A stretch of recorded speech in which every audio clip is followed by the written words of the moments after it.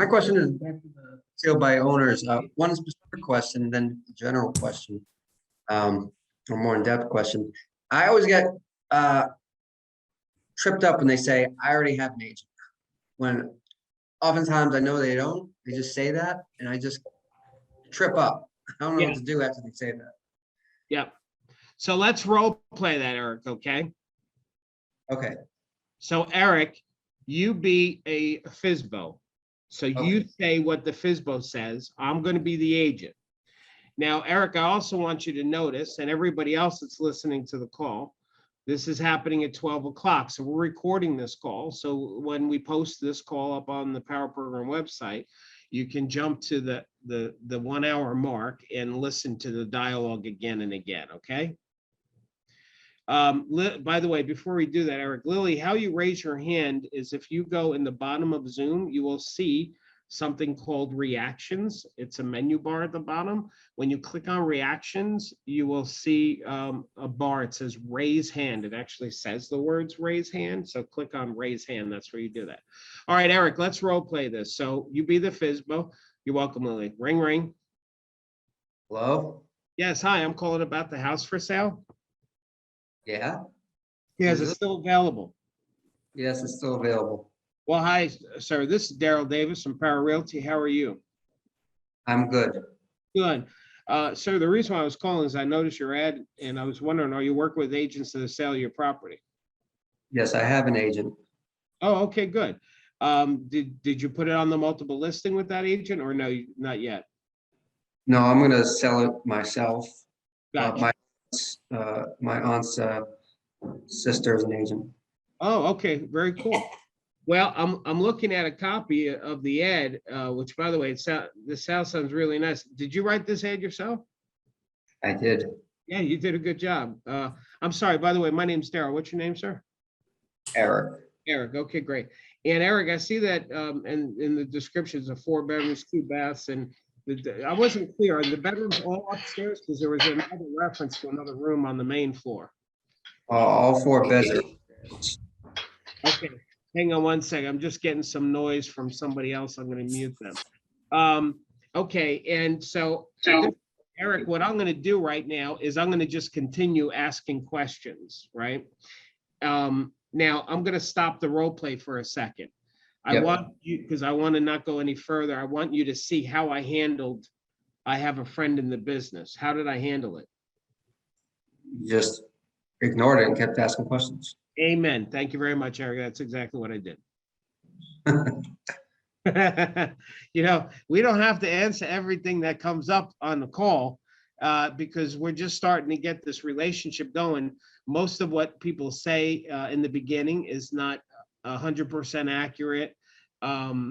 You know, if that was really a good friend, and maybe it is a good friend, but they're not a good agent, because if they're a good agent and a good friend, they wouldn't let that person be a FSBO. I'll tell you that right now, because being a FSBO is bad for people.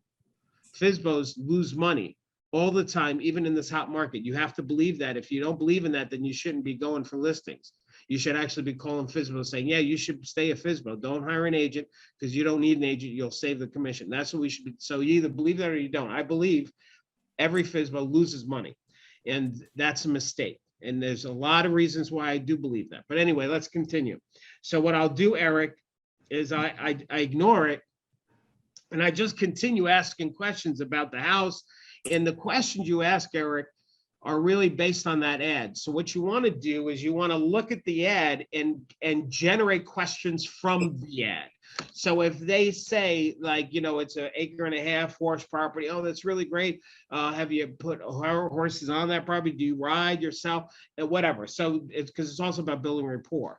You know, when it has the description, if you see something missing in the description or a photo is not clear, the point here is you definitely don't want to ask questions that are already addressed on the ad. If they're on Zillow or something, you know, how big is the property? And if it says that in the ad, don't do that, because that'll make you look stupid, right? So look for the holes or the questions from the ad, and you keep doing that, Eric, until you feel like you've built enough relationship where you can now ask for the appointment. And it would sound something like this. So, Eric, the house sounds really nice. Let me ask you, would you be offended if I just came by to take a look at your house? A lot of times in my market, I'm obviously I'm not in the script. I'm not doing the role playing, but like a lot of times in my market, they would just refuse to say like, watch my video I put out there. If you have a buyer, let me know. I'm not gonna just let you go. Yeah. So, Eric, where are you from? Boston. Boston. I'm from New York, and there's no FSBOs tougher than a New Yorker. Okay, so let's just get that straight. So here's my point: is Passive aggressive here. they're passive aggressive. I'll give you that. I will give you that, Eric.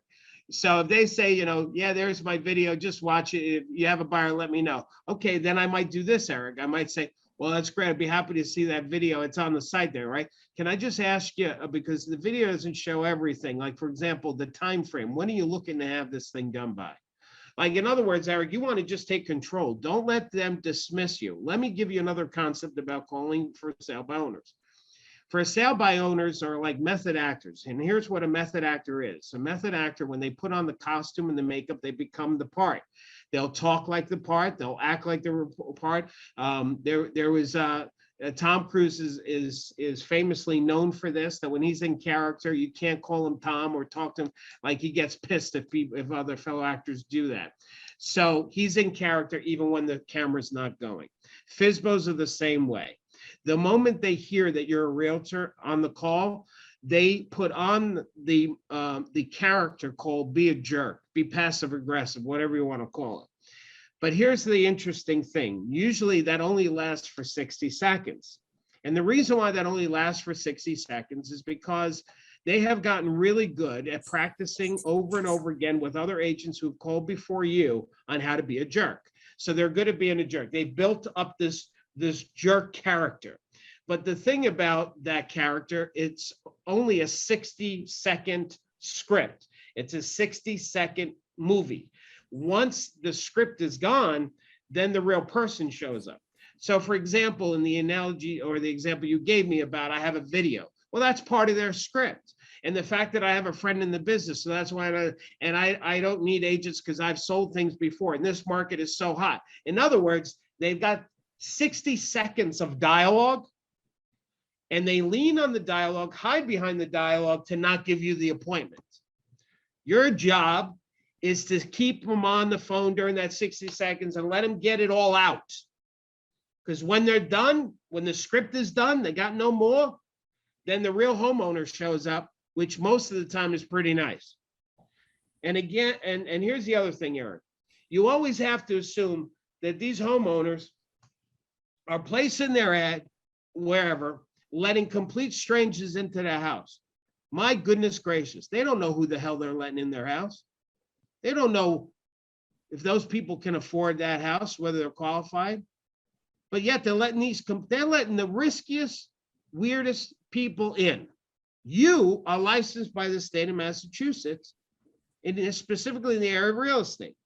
You are, number one, the safest appointment they can give. If they're letting these other mama malooks into their house, why the heck wouldn't they let you in? That's number one. Number two, you might have 2 or 3 potential buyers, maybe.